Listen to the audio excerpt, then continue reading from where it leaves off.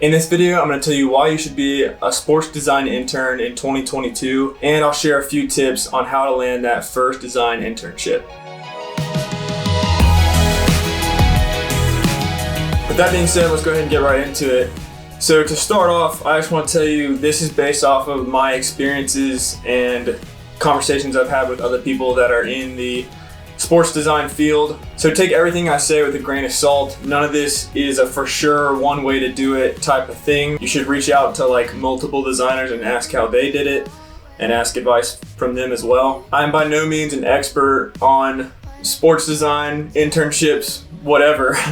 But this is just some tips that I've learned along the way, so I'll share it with you. I went down the road of being a design intern, and this poster right here is the first sports poster I ever made as a design intern. That's actually the only sports poster I've ever made, and it wasn't all me. I had some help from my boss at the time, McLean Roberts, but it turned out pretty good. I had about a year of experience when I did that one, and so yeah, that just shows you one cool thing that you might be able to do as a sports design intern. You have to talk to somebody else about professional sports like Ethan J. Design or Bradley Jack Design, and there are plenty of others out there. The first reason I'll tell you to try and get an internship in the college design realm, it's gonna make you work and it's gonna make you learn. Some of these young guys have the drive to do work on their own and are posting on Instagram all the time, and that's great. And if you can do that and keep it up consistently and like try and get some experience that way, definitely try and do that.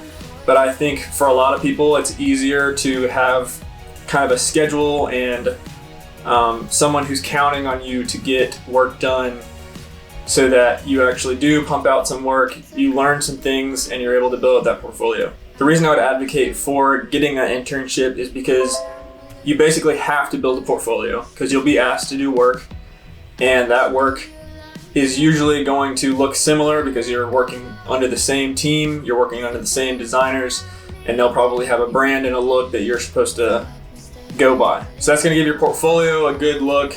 It's going to give you some good life skills on how to be able to work in an office environment maybe, and even a remote environment. Be able to be timely with your work and getting things done and being responsive and being responsible and getting the work in on time and making sure it looks good. It's also going to help you because in most internship cases, you're going to have someone above you that's going to be teaching you new skills all along the way. And I know that definitely was a huge help for me because every time I would get done with something, me and McLean would go over it, and he would give me tips on how to do things better, how to do things differently, how to do things quicker, which are all super helpful. The more you can figure out how to do things more efficiently and better, the more that's going to help you sooner rather than later.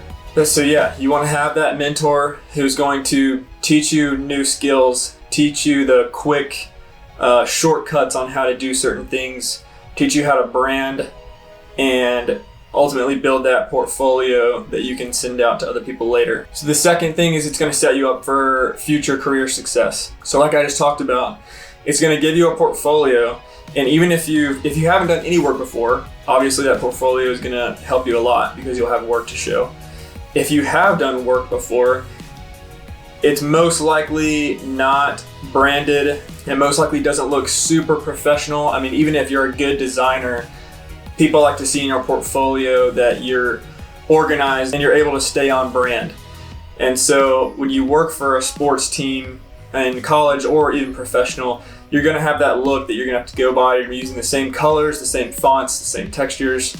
And so that's going to help employers realize not only can you do this cool stuff that you may have posted on Instagram before your internship, but you can stay within the brand guidelines and help build a brand. So also when you get that internship, even if you don't have an internship, it's going to help if you're on social media. When you have that internship, you have people that are most likely working with you that are going to be retweeting things that you're tweeting, which means you need to be tweeting not only just random stuff, you need to be joining the sports design community, you need to be posting your work, and an internship is going to give you a group of people that are going to basically care about that for you. You'll at least have coworkers and the fan base that will be liking and retweeting your stuff. Even though it might be hard to post some of your early work because you don't think you're good enough, people will support you. And even if you're not getting tons of likes and comments and retweets and whatnot, it's going to help in the long run.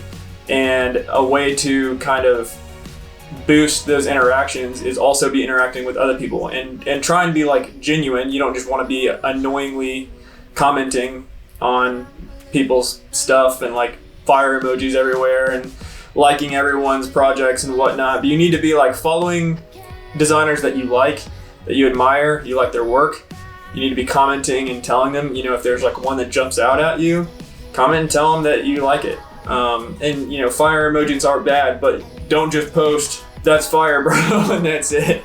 So when you have a social presence and you have coworkers and people you're working with and under, that's going to give you connections with them. If you're a good coworker and a good person, your coworkers are probably going to, you know, tell others about you. If you're later applying for jobs, they're going to say, hey, this person is really good at what they do. They're nice, easy to work with, blah, blah, blah.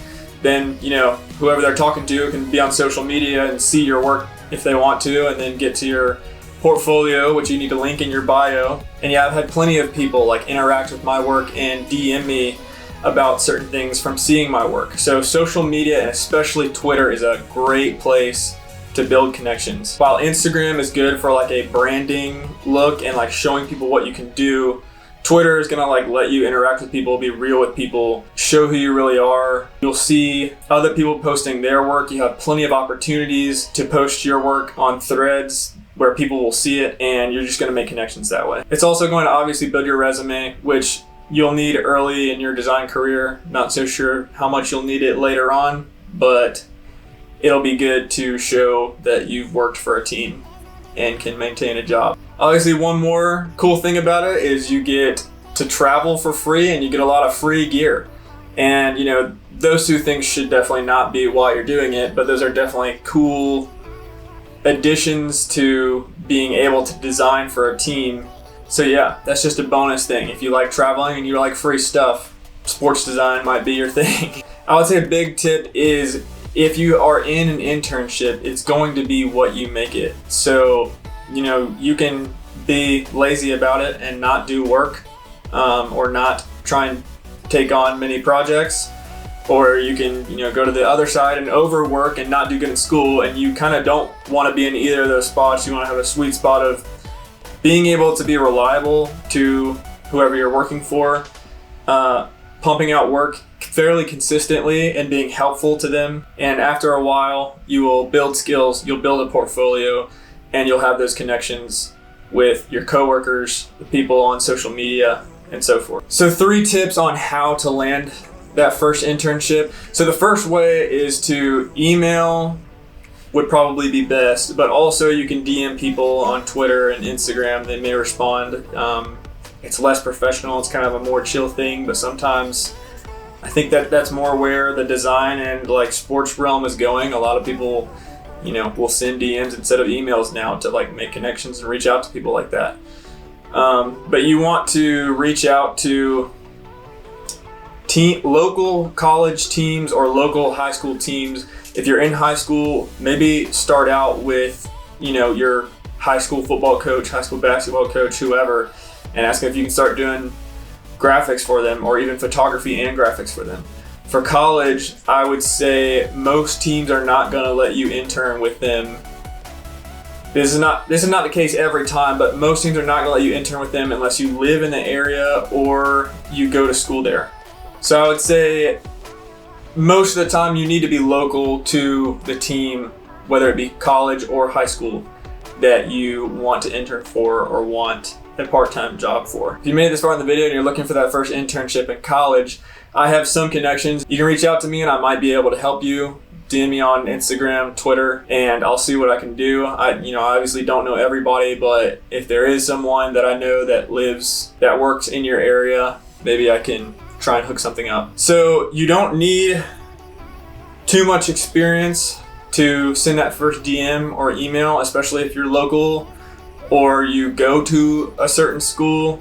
Likely if you have any experience at all or something, portfolio classes you can show them to like tell that you have some experience, they might bring you on. But obviously the second best thing is to have that portfolio. You really need to have some sort of portfolio or work or social presence with some work posted to be able to reach out and show them immediately, you know, this is what I can do. And even if you have a different set of skills, for instance, photography, but you want to get into graphic design, or videography, but you want to get into photography, you know, you might be able to show them your skills and start working for them, and then do a little bit of both, or, you know, tell them you're interested in this, but you're willing to do this other thing.